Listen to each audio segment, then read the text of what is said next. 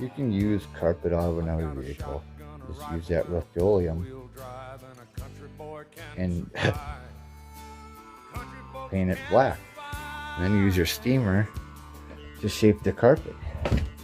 Then you use, you know, I got that insulation stuff, I use some of that, but I already had kiln that down.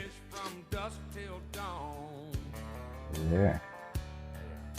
What I had, rather had that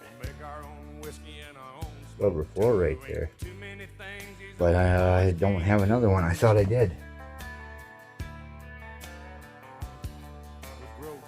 And then I used the seals out of that 2003 Silverado. Yeah.